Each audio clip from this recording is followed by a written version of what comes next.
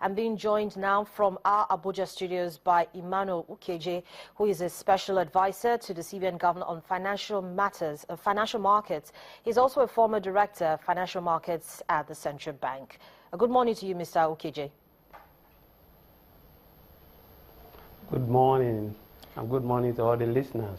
Thank you for joining me on the program. Now, let's try to understand the architecture of this new forex regime. The debate over the exchange rate policy has been on for over 1 year. Why did it take the CBN so long to concede to the adoption of a flexible exchange rate policy?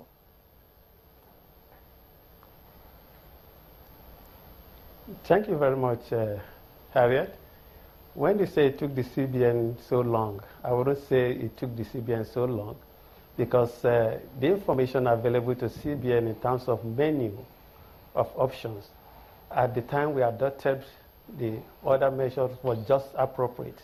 And having reviewed all the available new information, I think this time it's not that it has taken too long, but we believe this is the appropriate time to do what we have just done, given all the options we have, and then having waited and reviewed all we have done in the past. Because the objective of CBN is in the interest of the overall economy, and having reviewed what has happened in the past few months, we believe that it is now appropriate to shift ground and move to this new system. Thank you. So what specific outcomes in terms of improvement should we expect from this new policy? Yeah, basically, what is new and what benefit we should expect is based on the fact that going forward, henceforth, is the fact that the rates you will find out in the market currently will be determined basically by supply and demand. Yeah, and don't also forget the fact that Central Bank will also play in this market, and we also expect that given the fact that that market is now to be supplied from all other sources, we expect that there will be inflows both from Nigeria internally, those in diaspora, exporters, and then of course our friends in diaspora and the foreign investors. We expect that monies should be able to come in, and that the interplay of those supply and then the demand locally will determine the appropriate exchange rate. And also let me tell you what is innovative in this is the fact that people don't have to rush now to buy fill your demands at the spot market.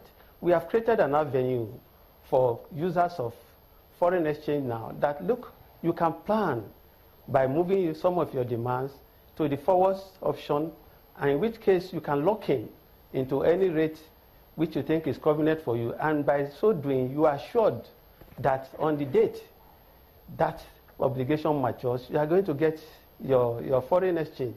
So there is no point buying spot. Everybody now, if you don't really need it. And that innovation enables users of foreign exchange to be able to plan their foreign exchange utilization process instead of front-loading. You don't have to. Mr. Ukeje, that is one thing that is innovative by the fact that you cannot. Yes, please. There were pending transactions, trade arrears, remittances by airlines, and mature letters of credit, which have actually amounted to a couple of billions of dollars. Yes. Now, with this new policy in place, we're talking about it being supply and demand driven. Looking at all of these issues that I've just highlighted, how will it be handled? Thank you.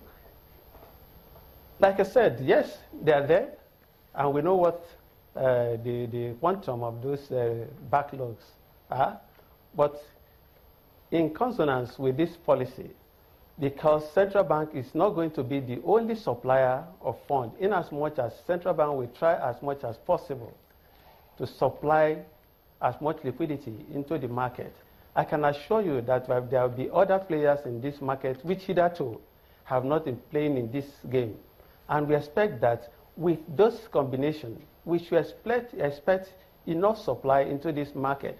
Because basically, in the process of pumping in these monies into the market, we expect that those demands which have been outstanding will be filled. The only thing that may happen is that they may not be filled at the 197 Naira rate, but definitely they will be filled. So if these transactions are thrown to the market and you said we're going to have some new players coming into the market, won't this be too much of a shock for investors concerned to bear?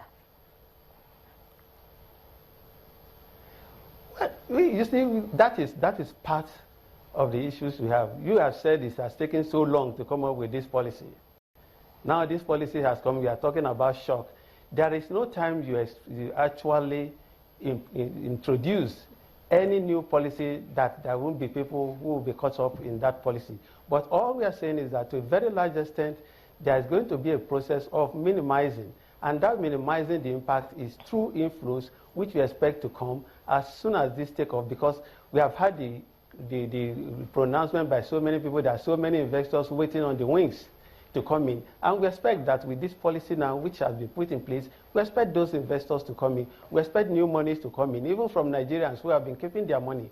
From our friends in diaspora, we expect that there will be inflow of resources to meet some of these demands. And of course, as soon as these monies are coming in, we also expect that businesses will run, and there will be no need for anybody to rush in terms of trying to get out or thinking that, because it's a process that has come to stay. And that is why it took a very long time, a long thought process for us to get to where we are today. Mr. Ukeje, the central bank governor yesterday, while reading out that announcement, said that there were going to be primary dealers. What value will they be bringing to this new arrangement? Okay, when we talk about primary dealers, these are a group of people who are supposed to actually make market at any point in time.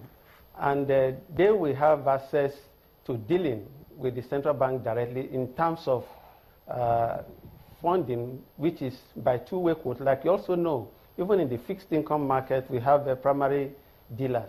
What that means is that we expect that they should be able to take that huge risk of getting a chunk of money, which will now be distributed or which will now be sold in the market also on a two-way quote basis. And also remember that while they are dealing with the central bank, it is not as if the central bank is going to give them money. It is also on a two-way quote basis. I call on you and you give me a quote, and then of course I can buy or sell to you depending on the quote you give. And primary market dealers, what we have said is that instead of dealing on the standard quote which the market currently deals on, which is 1,000, it used to be 500,000, 100,000, 100,000, now it used to be 500,000. The primary dealers, once the central bank calls you and we deal, it is a 10 million deal you are doing. So you can see that that risk on them is high, and that also requires a lot of efficiency and technical expertise in terms of managing the resources. And that means that you also have the resources to meet all those demands anytime you quote, and then the central bank sells to you. You should be able to provide that forex backing. And of course, also what we have done if you have gone through the guideline is that irrespective of the fact that you're a primary market dealer, which makes you a market maker, you are only allowed, even when you get supply or when you win a bid from the central bank, you are only allowed to utilize 30% of that amount to meet your own internal customer. The rest of the 70% must be sold to the other participants in the market. So it's not as if you are just cornering that fund and you are utilizing it for your own benefit alone. The whole market eventually benefits from that. Thank you. Mr. Ukeje, now one of the key notes from yesterday's speech by the governor of the CBN was that to improve confidence in the financial market, and I'm reading this verbatim, the new FX framework ensures that the proceeds on investment, inflow and international transfers were purchased by authorized dealers at the daily interbank rate, and non-oil exporters are allowed to trade access to their FX proceeds in the interbank market. Now, I'm going to try to tie this in to one very raging issue where industrialists had complained that the CBN policy of exclusion of 41 items from the forex market was hurting their business. Now, why was this policy not reviewed in line with this particular paragraph that I've just read? Okay, I will tell you one thing. You see, basically, every country operates a system which they think will benefit the interests of the nation in general. Don't forget that these 41 items have been excluded from the foreign exchange market. Though that does not preclude the fact that if we come in, all we are saying is that they are not valid for foreign exchange in our interbank or any other market. But if you have your own foreign currency which you think you want to bring in those goods, nobody prevents you from that. But let me just take your mind back a little. This policy has been in place for a while, and don't forget that some people must have made heavy investment, and we have seen substitution in terms of these products over a period of time. And I know it's you also in the press that often accuse the government or institution of policy reversal. This policy has been there, and I think we need to allow it play out, mature, instead of reversing it. And suddenly you see that those who have started producing those goods are now put in pain. Because if you talk about it, it was well thought through, and we thought that these are commodities, these are goods that could be produced locally within a very short period of time. And we have seen that happening. Mr. Initially, Ukeje, a lot of us said most of the supermarkets were empty because we placed those items, but they are now being produced in Nigeria. Most of the clothes you see in the supermarkets or in any of these shops are now being produced. People have imported machineries, and they are producing them, and they are selling them. People are producing those goods. Nigerians are producing rice now, which we are seeing on the shelves in the market. So Mr. Ukeje, we have to leave it here. We have to leave it here for now. This conversation will continue in the coming days as we continue to try to understand the new CBN foreign exchange regime. But thank you so much for joining me on the program this morning.